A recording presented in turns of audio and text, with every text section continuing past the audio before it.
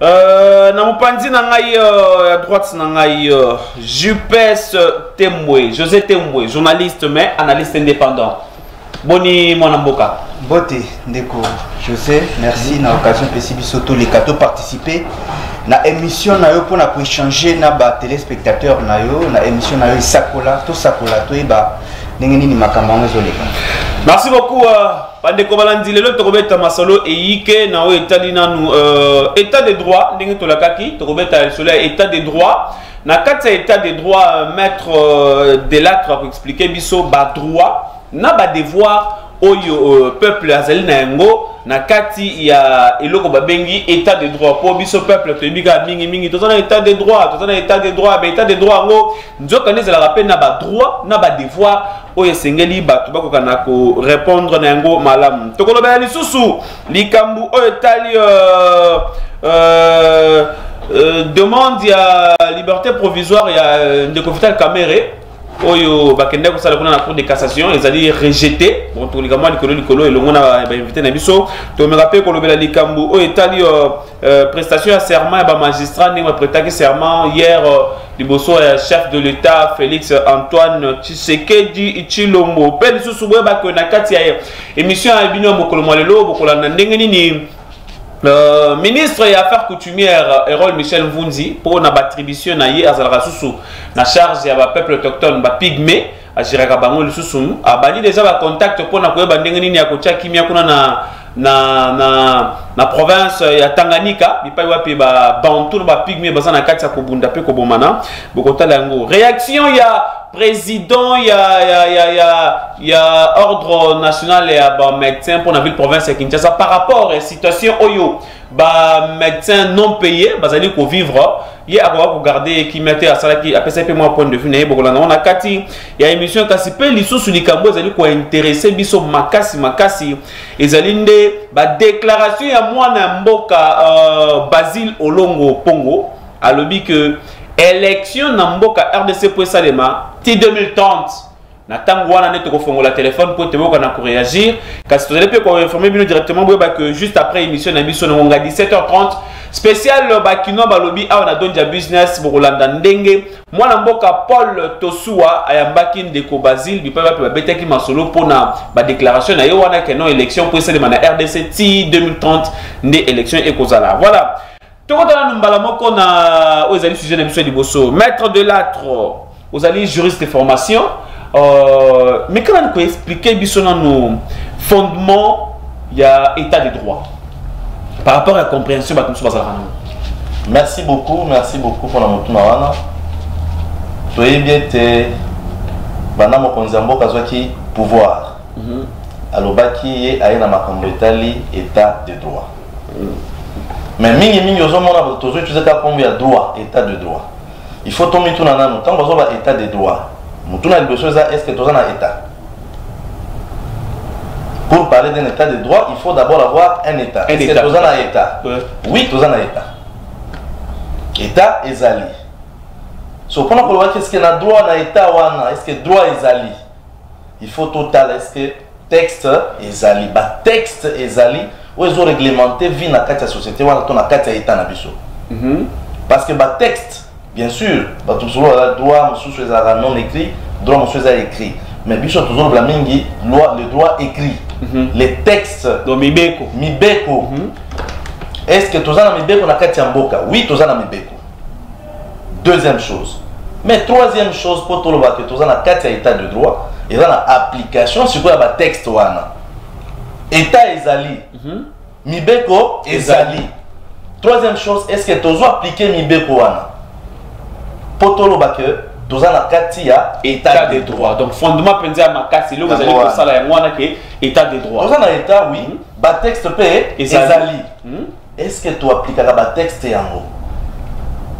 Mais maître Suko expliquer biso na ndenge o tukoloba awa que non pour état de droit pénal ezala complet, il faut trois principes. Donc il faut trois choses. Oui. Il faut état ezala et bongi pe ba mibeko ezala c'est manango pe boto si to pe bosaleli ya mibeko yango. Mais na kati wana eloko wana pe na to centraliser sur yango bosaleli ya mibeko wana.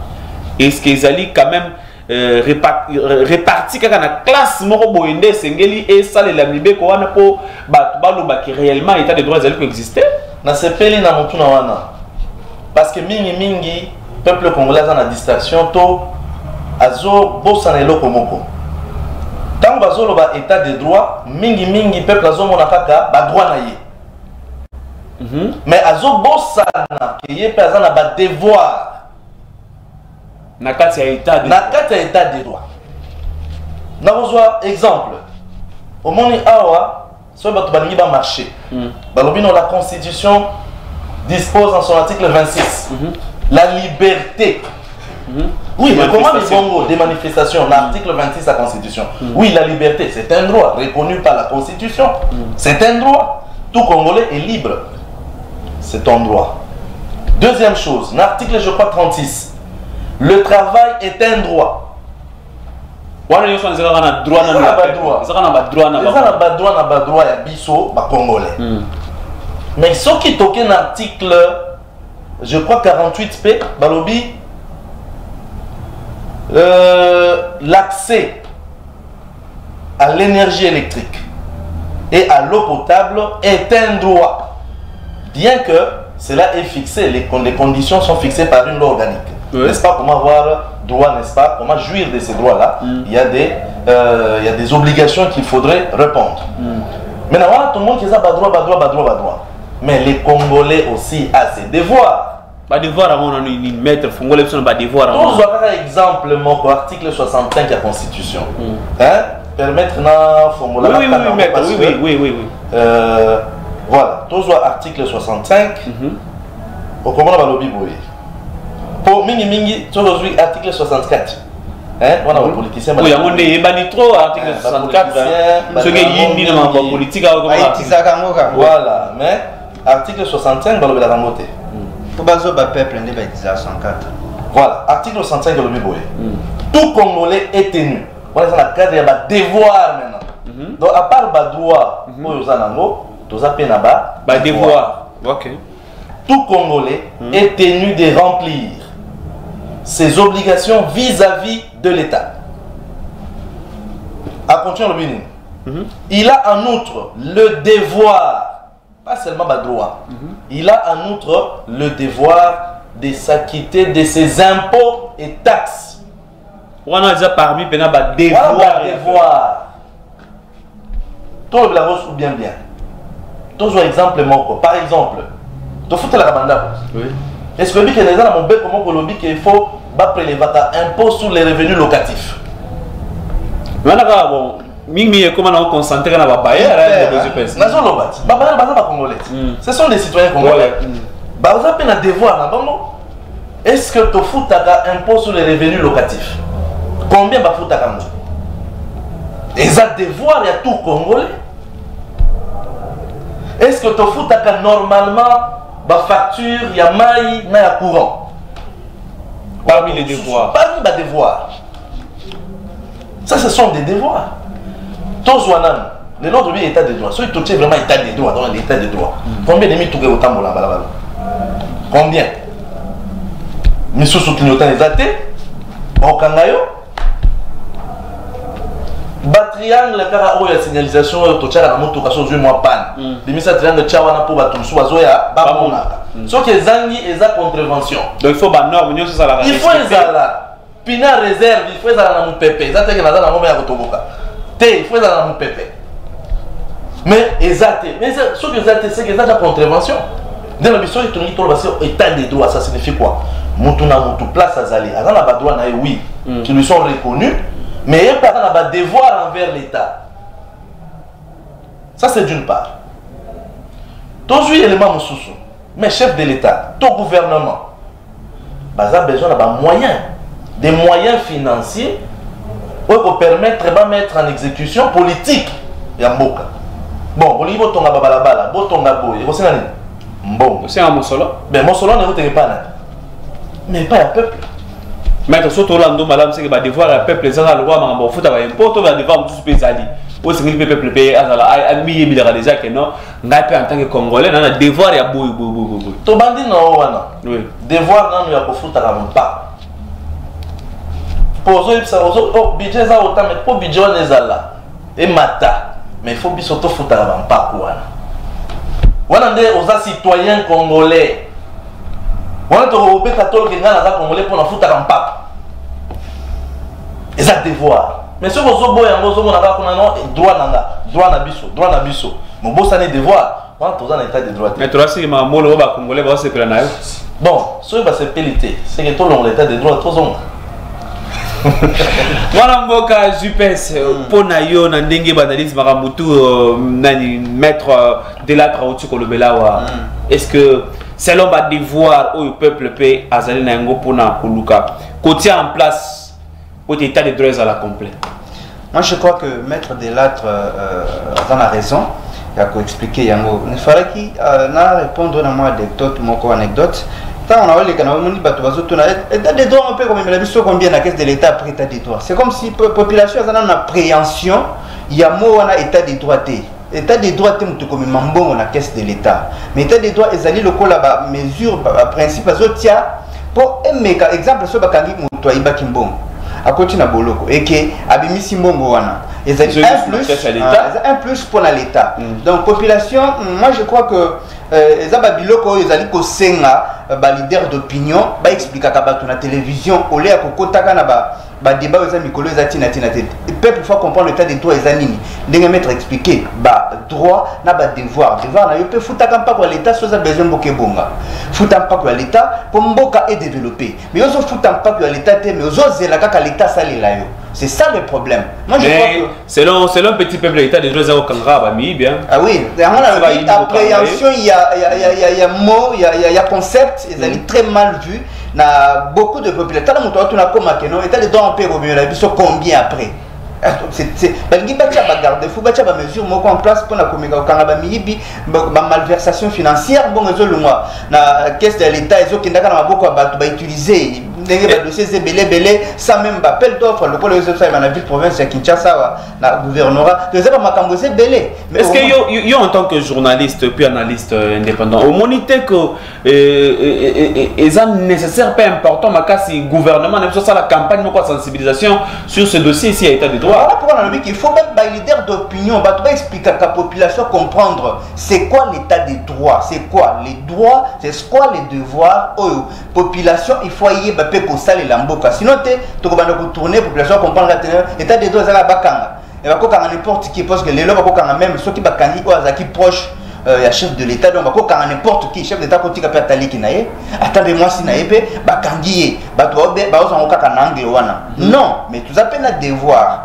il y a pour ça la gagne mettre à lobby ko aider mboka pour développer tout foutre pour méga faire avancer mboka. Moi je crois que c'est ça même bien que ba tu vas aller comprendre on a ndingi na bango voilà pourquoi il faut ko méga ko ça la campagne de sensibilisation pour expliquer ka batu de musala chef de l'État kaki na yoka moi mikolele kaki masolo ya changement commission moko changement de mentalité agence le moko bon mais ti lelo parce que le ça va la peine monde na terre voilà et le ko ndé mutu ko faire comprendre population à comprendre c'est quoi l'état des droits ni il faut na sala ni na salaté pour na tambola pour mboka et développer. Mais apparemment c'est la compréhension à la population aussi donc au moins le coup là donc état des droits ça donc pour na peuple donc policier à cause ya sous na ndinga luingete donc ce policier ka na ndinga luingete faut ba ganger la policier à télémela maître comment on se qualifier comportement mais justement tous ces ignorances. L'article 62 de la Constitution à l'alinéa 1er dispose que nul n'est censé ignorer la loi. Nul n'est censé ignorer la loi. Mais il faut bino alors sa sensibilisation à la loi il y a toujours ça là. Toujours ça là dans kati ya sakola. Toujours ça là déjà. Na ba article monsieur na kati ya ba devoir. O peut toujours vivre dans kati a. Aujourd'hui article 66. Dans le qui 65 est allé impôt la taxe. Article 66 c'est l'obinini. Tout Congolais a le devoir. Nous avons sous place on a devoir kaka. Pour nous droit bakanga batwa on dirait en état de droit kanga batuté. Et date de rien ba texte zali toto ça ba texte wana. So que to cité on va la sanctionner. on est bas texte nous c'est boya regarder ba tapage nocturne voilà pour toi là li koto yozo comme bunde zo beta ba musique makasi nocturne tapage diurne naza contre ba église té mais ça ne signifie pas qu'il ne va déranger ba mususu parce que naza bibé ko lobi biso pe to kuta bibé kwango. Alors l'article 66 va l'obéir. Bambi tout Congolais a le devoir. A le devoir de respecter et de traiter ses concitoyens sans discrimination aucune et d'entretenir avec eux des relations qui permettent de sauvegarder, de promouvoir et de renforcer l'unité nationale, le respect et la tolérance réciproque. Il a en outre le devoir de préserver et de renforcer la solidarité nationale, singulièrement lorsqu'il est lorsque celle-ci est menacée. On a l'article 66. 66 la Constitution. Mais qu'est-ce qu'on constate dans la réseau sur le Oh, tribu Kingan, oh, bateau Bazamabe, oh, Boenabo, ba division. Nous, les ressortissants de. Nous, c'est contre l'état de droit. Nous, les ressortissants de. Les ressortissants de. Comme il trouve parce que on est basé pouvoir, et comme il y a comme discussion, et comme tribalisme. Non, ça, ce ne sont pas les citoyens congolais. Un citoyen doit rechercher la paix, l'équilibre, l'unité nationale. On doit se soutenir. C'est ça un citoyen, c'est celui qui soutient l'état des droits. Parmi les devoirs de la population. Parmi les devoirs de la population.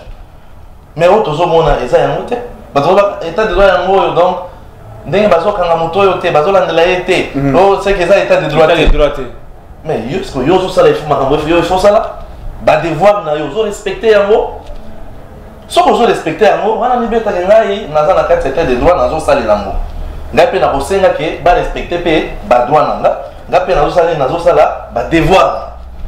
Merci beaucoup, maître Delattre Mumba. Vous allez vous rappeler, vous allez juriste de formation, vous allez sous ce concepteur, il y a plan système et information. Voilà, vous avez toujours ça là, tout quand même na ndengo limbo les libiso quand même que la Congolais peut passer na ba devoir na ba ngo esengeli ba lata yango na nzoto ba lata yango na esprit oyo le bimi beko ya l'état esengeli kotosa ko sala yango parce que ezali pe parmi les devoirs, dans le état de droit, vous allez payer des droits, des devoirs, na biso peuple. Les gens raté les photos là, non, pour tout le monde état de droit, non, mutu kingandi ayiba gimbongo, bakangi, o songolo kutu, basambisa kiye, o tozo zela kutu, bakeno kanga mutu mususu wana pona ote. État de droit ezali pona mutu nyonso, ba devoir na ba droit ezali na kati ya eloko wana. To continuer. Et ça colle à la mission de Mokolo Lelo kasi beba que tous allez nous kosenga surtout le langage moko kuna na technique le monde a été ministre délégué na intérieur ou en charge d'affaires coutumières Erol Michel Mvunzimeya donc après avoir kondimisa dans le potentiel balobaka adoption il y a conférence moko il faut ça les makuna na Kalemi pour na makambo etali pas trouble ezali kokuta na kati ya ba pygmée donc ba peuple autochtone na ba bantu pour na bazoboma na makasi donc trouble na ekomi koya makasi leki niveau yango ministre délégué de l'intérieur Erol Michel Mvunzimeya a initié déjà ba contact a vous allez comment na boye ambaki ba député oyo bazali ba ressortissant il y a plusieurs provinces oyo ba peuple autochtone bazali kokutana pona koyeba ndenge ni organiser conférence wana na bokutana ba peuple autochtone ba pygmée et le wana ba bantu po ete ba ndenge nini ya koboma moto na ba conflit wana ezali kokomona na kati ya bofandi esika moko ba pygmée bazali pe bande kona biso bazali pe batu lokola biso donc esengeli boyokani kimia ekokana kokota na kati ya efande liwana donc wana bomoni ndenge ayambaki ba député kasi to mekarana kolanda sikoyo na suka ya masolo na ba député makamnini oyo ebetabaki na kati ya masolo na bango technique bokana ko balancer biso interview ya ba élu du peuple surtout o bazali concerné na likambo etali conférence oyo kosalema kuna na Kalemi. biso totomona mokonzi oyo atali makambo ya bokoko ministre ya affaires coutumières biso ba député nationaux ya Tanganyika toyaki koyoka ye biso totomona mokonzi oyo atali makambo ya bokoko ministre ya affaires coutumières biso ba député nationaux ya Tanganyika toyaki koyoka ye azana idée ya kosala conférence epa na biso pona kimia na développement epa na biso sika touti kopesa ye makanisi na biso toyebisa ye eloko nini esengeli esalama epa na biso eloko nini population ezozela biso tozozela kaka kimia tozozela développement tobongamaki biso ba député population ebongami pona kimia et pona développement ya mboka na biso kama voilà, ils allaient vraiment très important. Conférence, Kimia, il faut écouter. Oui, vision à chef de l'État Félix Antoine Tshisekedi Tshilombo Mozalinde ya Kolukaete, Bomoko, Bolingo, ezala discrimination, ezala te nakati ya o Italie, Kovanda, ya ba Congolais, Moutounion, Sosali Congolais, ozala race nini, ozala ndengeni, ozala ndengeni, tout, oza Congolais, oza na ba droit, ndenge moko da batu nyonso. Totali kolakisabino dernièrement wa ndenge médecins non payés.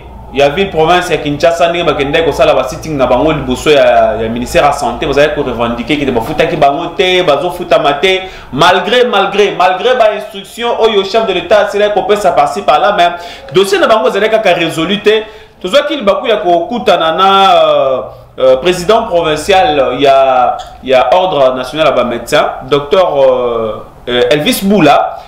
Avec un c'est quand même moi point de vue naïe, on va faire d'abord monter à Tikalaka pour na ko ça le coup la de la situation, il y a bas médecin mais alors qui après ça qui moi réactionné par rapport il y a dossier à bas médecin.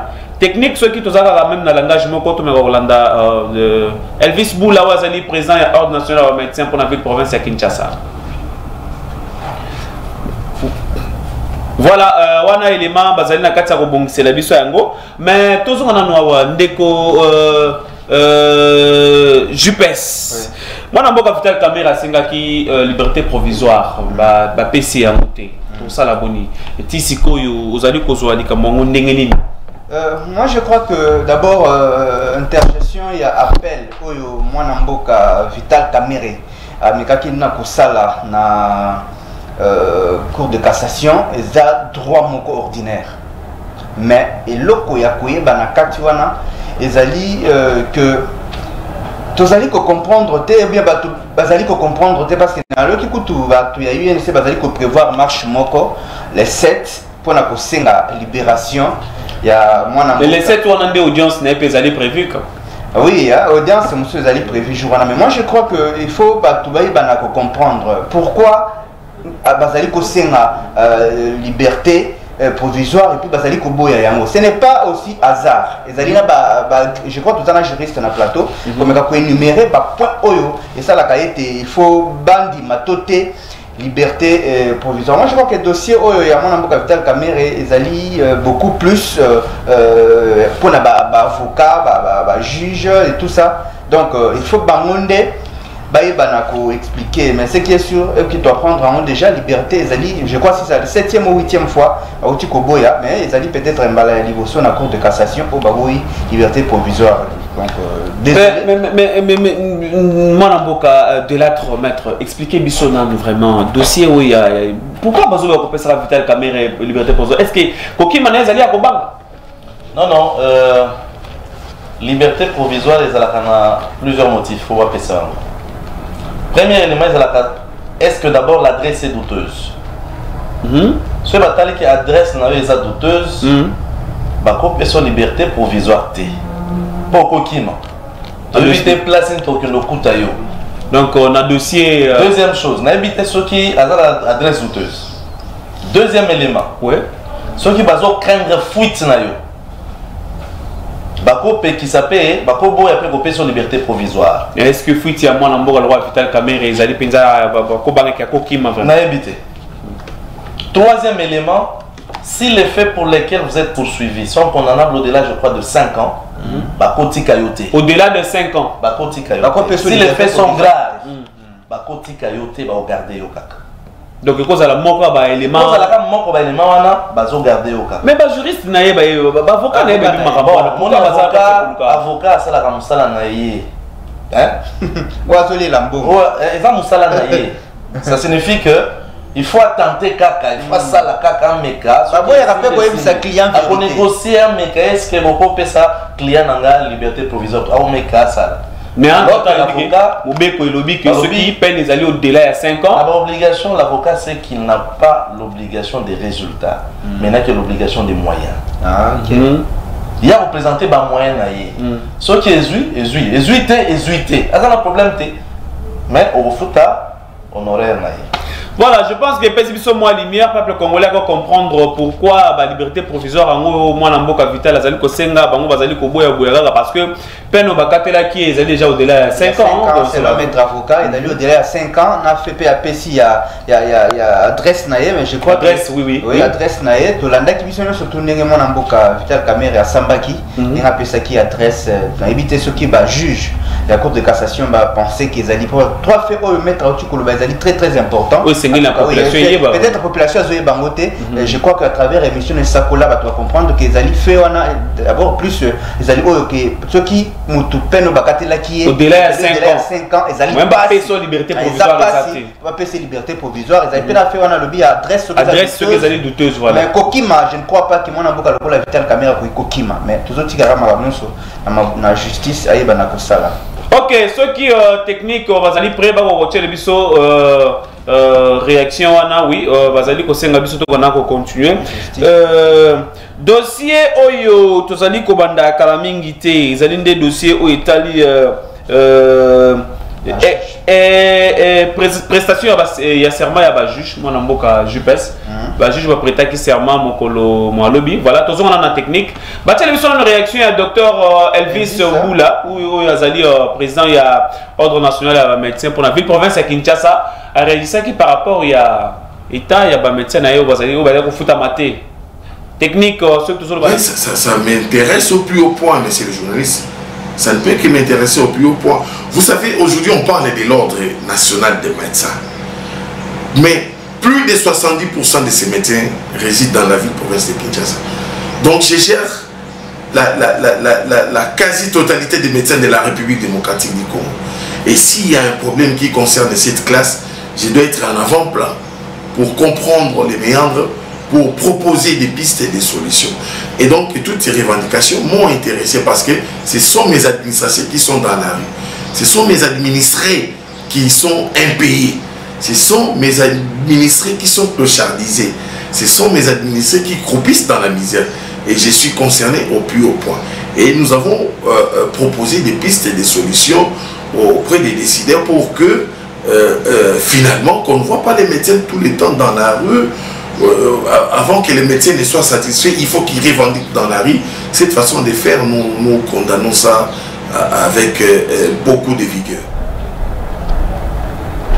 Voilà, on est là que docteur Elvis Boula, président, il y a ordre national à médecin pour la ville province à Kinshasa, azali ko lobape ko pesa point de vue naie na dossier à médecin bazali ko futa maté c'est quand même batala kana bango ndeko jupes hein vraiment est-ce que ça n'a pas si surtout quand on a zolanda na plateau na yo ne tala ça n'a pas si jour na monaka ba non payé ba médecin non payé bazali ko tambola il m'a expliqué moi le bien 5 ans mibimba ba ko sala na bango bazoka na bango primté vraiment ba toi na bazala ka par prestation à serment d'Hippocrate bazala pe na testament testament c'est-à-dire bazala ba devoir ou bien ba devoir faut pas comprendre la banda bazala ba foutre la banda ko ba sala ka bazala pe ba risque oui ba risque tout ça et puis 5 ans 8 ans mutu depuis comme docteur médecin à Zouakanaye prime n'a été. Comment voudriez-vous mutuana vivre? Donc les amants pas si. mingi mboka na biso ba konzi ya mboka ba meka kotala pour na répondre peut-être na ba makambo nyonso ezali koleka na mboka na biso, ce n'est pas quand même bon, surtout pour na ils a droit ya ba. Maître Delattre, pendant une donc 30 secondes. Ba juge Mibale va prêter serment. Parmi ba juge au chef de l'État pour Naki, c'était 67 hein. 67 ou 64 juges. Mibale va prêter serment. Est-ce qu'il y a des conséquences mon Rolanda on a 30 secondes rapidement pour oui, rapidement il y a des conséquences parce que l'article 82 de la Constitution donne le pouvoir au chef de l'État de nommer. Oui. Le cas échéant de révoquer ou de relever de leurs fonctions les magistrats de siège ainsi que de parquet. Donc c'est par ordonnance que le chef de l'État nomme. Bien sûr que les allons sur proposition à Conseil supérieur de la magistrature. Oui. Ben, on va proposer et chef de l'État l'a renommé. Mais par le principe du parallélisme du pouvoir, c'est lui qui nomme, c'est lui qui peut révoquer. Alors que pour entrer en fonction, n'est-ce pas, il faut prêter serment. Ça c'est l'accréditation, c'est l'obligation. Il faut prêter serment. Mais on va le dire que non, mandat na bango ya côté à constitutionnel. Vous avez été nommé ou élu. Vous avez été nommé ou élu. Vous avez été nommé. Donc on peut aussi vous remplacer à tout moment. Soit, si vous démissionnez, on vous remplace parce que le mandat est là, vous ne pouvez pas démissionner. Vous pouvez avoir des raisons, vous dites, moi je ne sais pas jusqu'à la fin du mandat, moi je démissionne. La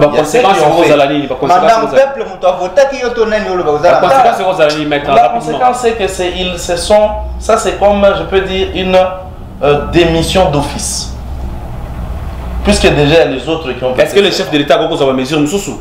Quel genre de mesure est-ce qu'il a nommé Moussoussou? Tu n'as pas mis Balé ou Anaou? Il va nommer d'autres personnes qui vont aussi prêter serment. Ok, merci beaucoup. Vous allez profiter pour nous informer de votre téléspectateur de M. Ketofongoli, téléphone Sikoyo. Dossier Oyezali Kotala Mwanamboka Basile Olongo Pongo. Alobi, pour naïe RDC, ba élection Oyo, bah tu vas vous en 2023, tous en 2023, il faut tous en 2030. Il faut tous en élection en 2030.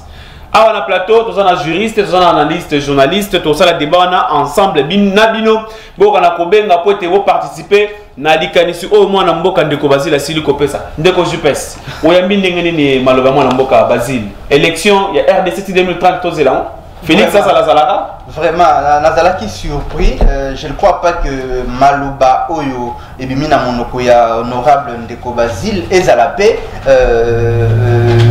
il faut l'évangile ils ont pas trouvé beaucoup de mais on a vu que azali na motivation azali na raison et pousser à ça la déclaration on a pu yebi autre chose dans le gouvernement local patron territorial ouais je dois tout intérim 6 mois bien avant avec vice à Oumeli moi 2 ans je crois donc dans la carte il y a ministère intérieur on est paraka makamuno azali parmi bato ba yebi mboka oyo bien parce qu'il y a géré ministère intérieur il n'est pas le moindre député national ministre sur 2 fois je crois que Azali Moutoumoko il faut makambo lobby tous on va le coup là-bas jeter mais ils ont la motivation par raison et il faut élection et salema na 2030 na moni si comme quoi le bagage lui que non bino tango bandaki koloba yango tango bo la paix constitution bino na de soki mais il peut azalaki na régime azalaki na régime passé au là que ça bien mais tant que comme Félix Tokedeti na 2030 il peut azalawana non de Basile a mis le rôle des ans à 4 FCC article azalakate je ne crois pas ceux qui azalaki na 4 kuna alingaki aloba makambo wana te ceux qui azalaka na yebité mais kokipe kozala tout ça la démocratie ndenge to kota kolobela makambo ya état de droit azali pe libre ya kopesa opinion na yazala na kati to yebi suka ya makambo bongo soki oza na kati ya FCC out azo risque même super ba bete ba makofi ne ba betaka ndeko zakari ba baba na kati poso akomi sukuna do makofi. Maître Delattre, moi Mboka Basile Olongo alobi élection 2030 réaction na yo yambi ba analyse na ndengeni est-ce que tu au fan de toute la 2030 ya normal na lundi ba propos na été na émission les kaki peut-être na 17h30 à émission Roleka spécial Bakina Balobi avec Paul Tosoua Bolanda et pendengeli sous ndenga lobi marmona mais comme justement des paroles que le a oui, Azalaka, déjà dans le cadre du gouvernement, il était chargé de la territoriale. Donc, il a dit mon Mboka, dans le cadre intérieur. Dans le cadre politique, il y a pourquoi Zoloba. Azanaba, fondement place Azo, c'est basé pour Kaloba Bongo. Mais seulement pour moi, on a pas le besoin. En soutenant qu'ils ont 2030, on a soutenu 2030 T. Mais on a que, tous on a risque que l'élection soit en 2023 T. Bato FCC va déjà côté les milieux qu'on a yango bazobo ya même côté ba démarche ya ba 12 merci 13 parlementaires soki balingi ezala 2023 alors bavanda na kimia bayokana totunaka bawelela désordre FCC na cash bavanda na kimia bakabana pete bafinga na kaka ba problème ozokabola bango wana bayokana balongola ngo est-ce que ata so bayokani lelo élection kozala na 2030 et na 2023 c'est impossible hein c'est possible ndeko bazila lobby ndeko bazila lobby ti 2003 ti 2030 même si azana expérience na matière même si tu tires recensement recensement on a techniquement parlant même dans une année une année oui mais politiquement il faut on y partir dans la formation parce que nos formation il y a quoi nini on salaire recensement on a soulevé problème sous on a ONIP Office national d'identification de la population on a BCR Bureau central de recensement on a le ministère intérieur ONIP structure à part BCR les a le ministère à plan ministère intérieur finalement qui va organiser les recensements ONIP, je vois ONIP, organe technique est à ONIP. Mais tu es d'accord pour l'élection en 2030? Non, on est d'accord. Mais jusque là, on risque de ne pas avoir les élections en 2023. Donc après 2023. Donc ceux qui 2023, tu as proposé de soigner. Non, tout à mais ça pourquoi moi retrouver parce que jusque là moyen tous ou repère exaté. N'appelle à Sokama d'abord pourquoi débat wana ndeko José Mboulaye et Sakola il faut ébandale l'eau tous en a 3 ans iboso tous en a 2020 débat on fait bandale l'eau pourquoi nazo mituna nazo comprendre est-ce que population pas zela makambo o non surtout ezali tozo risquer peut-être comme na makambo comme en 2023 ou transition sans Félix. Ndeko bazila lobi eloko na teta mso ko luka Félix achaika Félix abenda te moi je na yebite mais na yebite que ezali pona bongo na yebika ça na ba motivation sûrement azali pas un moindre politicien ndeko bazila azali politicien mukete makambo lobby ayebi fondement na base na zo décrire kaka situation wana eza débat ekobanda lelo te ba FCC na cash bavanda kimia ba raisonner social ya peuple pour un moment na ko FCC a boire que la cash bazo bossa na ke baza coalition et que bazo gérer ba institution belé bango nyonso mibale bango tout bavanda ba kanisa bolamu ya population ti 2023 ba répondre na ba tente batika la kuboaka na ba balo DC ba kuboaka na ba mbwakela pendant que la population se retrouve dans tout ça peuple azo gagner nini balobaki que Covid ezwaki moi temps il faut récupérer temps on a pour organiser ba élection entre temps il faut mobiliser ba moyens donc élection il faut pousser na kaka yo solo ba que 2023 c'est possible au moni ceux qui balingi ba ceux qui montalingi yote à retourner dans le futur alors que yo vivent dans le présent tous on a des problèmes qui sont présents là qu'il faut résoudre ba oyo batali ba zotala makambo ba élection ba vendre ba solo là hein ba organiser en mais entre-temps, gouvernement Zawana, Parlement, tout ça, qu'est-ce qu'il faut faire pour le social et le peuple congolais. Élection, c'est un problème. Bon, est-ce que l'élection résout le problème congolais? Élection. Ça, c'est une distraction. Élection résout le problème. Pourquoi tu appelles l'élection Pembeni? Pourquoi tu appelles Pembeni? Quel est le problème du Congo? Quel est le problème du Congo? Il y a un débat basile à lobby, tous les 2030. Il faut changer 10 présidents, mais tous ont le même problème. Non, le problème, ce ne sont pas les élections. Le problème, c'est est-ce que l'homme politique congolais réfléchit, n'est-ce pas, au problème du Congo? Vraiment. Merci beaucoup, Maître Delattre. Merci beaucoup, Ndeko Jupes. Tokomi Nasuka. Moi, il y a 2 secondes. 5 secondes, 5 secondes. Merci. Ça. À 5 secondes, on a coupé ça comme botte na bateau balandi biso. Sinon, t'es pas politicien. Bayuka passi. Peuple azoyuka batika kotala ba intérêt na bango batala ba intérêt collectif ba répondre la battante ya population côté ba député population to votaki bango côté ya ba ministre ba ibindenge ba komi ba ministre mais ba yiba kosali la population que kosali la mabumu na bango. Maître oui nga lelo basuka pona journal lelo nako yebisaka peuple balanda ba propos politique te toi ba politicien wana chaque fois que les politiciens y pas na bino bo tuna ye bien intérêt na biso na elo kwa na quand on les anine vraiment wana les position politique na yo so le loba nommé OK pour ne si les biso to continuer à ce qui va y bo tuna la bango oui na nyo swana ya biso eza wapi intérêt na biso eza nini eza 2000 francs te eza nini te eza makambo mboka Donc tout landa ba propos politique té, tout ba politicien té. Mais tout na ba mingi où se trouve l'intérêt du peuple congolais na makambo yo bozo sala. Merci beaucoup, maître de l'âtre Mumba. Merci beaucoup, Ndeko Jupes. Merci à les téléspectateurs de sur 8 ans pour l'Andabiso. Et encore. Moi, c'est l'équipe déjà. Moi, je m'appelle les athées. On a 4 émissions. Nicolas Liboso et pas ouais pour te masolo na mozindo pona oyo et le bimo na mboka Ndeko Basile il y a élection tina 2030 mokolo vendredi rendez-vous na 16h to pesi ba mbote pe ba merci benina Yannick Moutalas moko Ndeko Joseph faloli mbisangai état de douane to le bela dans les locaux moko limsa la 30 secondes beza bato ngi ba intimider bato kolandela ka bato na sima pona ba enlèvement surtout journaliste à l'équipe na plateau. Tout à fait. Tout à fait. Beaucoup molandele boy besika vanda ka bomo lu payer ce n'est pas bon toi en état de droit.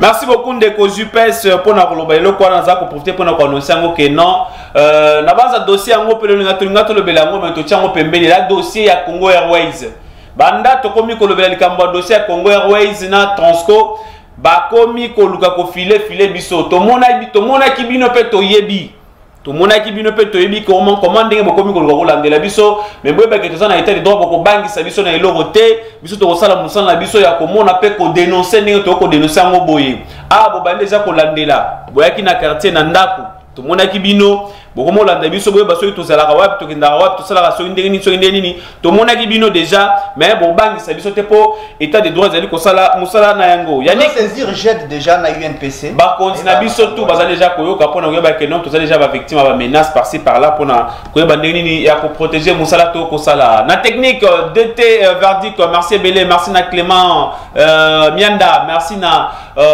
Charles Fumu merci na équipe technique ya Donja Business Mobimba to PCP ba mbote Belé na Yannick Moutala bipa ya zali ko landa biso le ngona staff Mobimba émission esakola ezali toujours wana pona koyeba ndenge nini ya ko servir bino kaka ndenge to sisaka yango to komi na suka kasi Ndeko Jupes to sisaka mayanga ni na biso okombo tata ya mwana PLI Mosantu. Merci biso na bino to kutani na édition ezali ko ya mikolo liboso.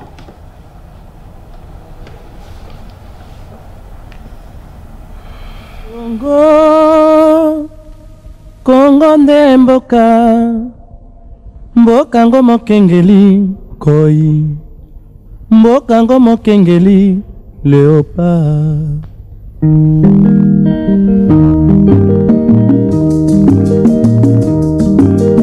mikolo tosekelaki na mosolo ya mboka Kongo ekoki tofungwani misolelo tomoni bozoba nyonso tosali oya kobongisa Kongo aveni ebongi tosala moto nyonso ata mwana Kongo ya mosolo mpembe ya nzoku Kongo ya bwanya kasa ya mbila Kongo ya makasi moto ya nkoi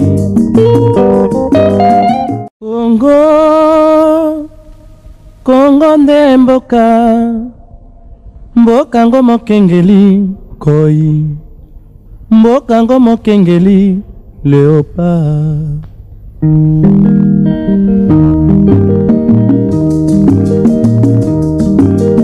mikolo tosekelaki na mosolo ya mboka Kongo ekoki tofungwani misolelo tomoni bozoba nyonso tosali oya kobongisa Kongo aveni ebongi tosala ebongi attaque sans recul, tu n'as pas l'idée de toi.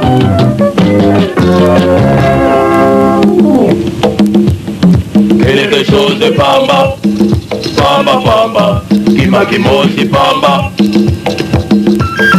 Quelque chose de pamba, qui m'a aussi pamba. Laïta et Soumake, c'est Yobinel, pour le télévision problème.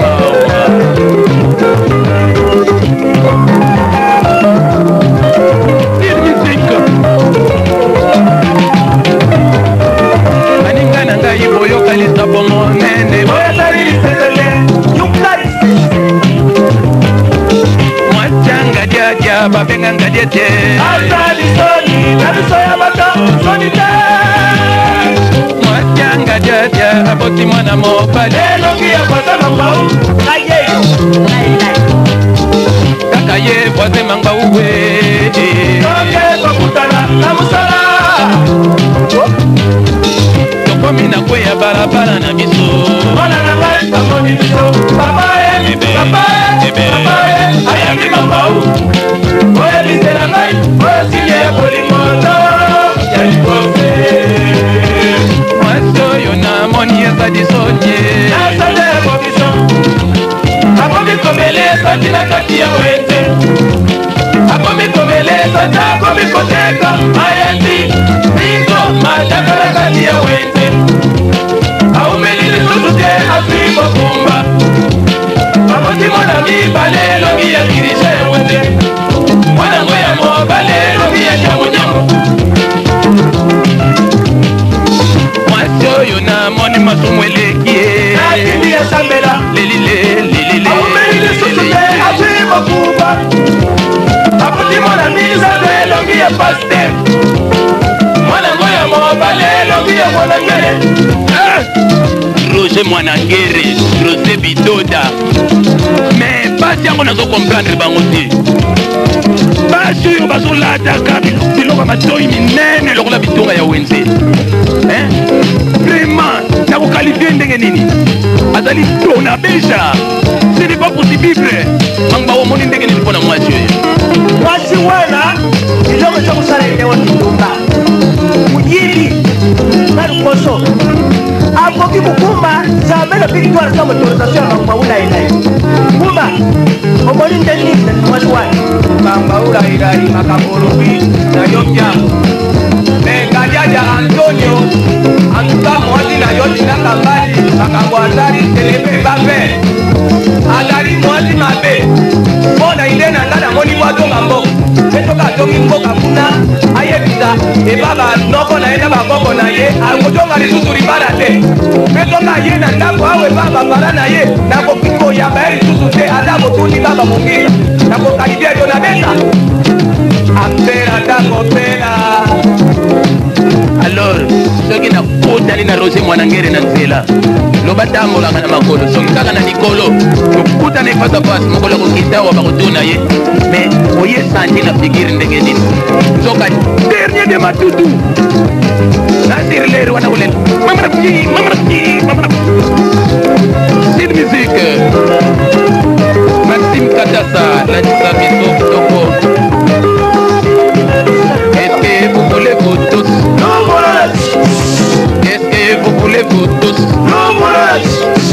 Qu'est-ce que vous prenez vous tous? Qu'est-ce que vous voulez vous tous? Dans ce domaine, je suis Kadiadia. Nous sommes les Bangama, sans oublier Nyamou Nyamou. Nous sommes les Chic-Choc, le Yenge, Yega, Bomboro.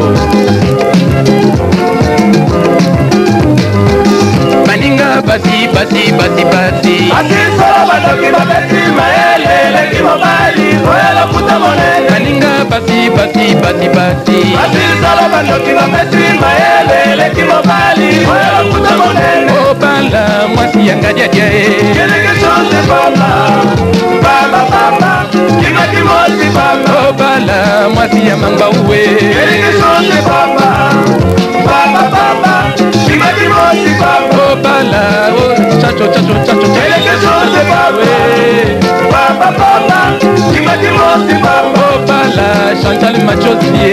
Quelque chose de papa, Jeune-Bola. papa papa, kima kimosi papa. Obala enceinte enceinte. Quelque chose de papa, papa papa, kima kimosi papa. Obala mwasi ya mboleza e.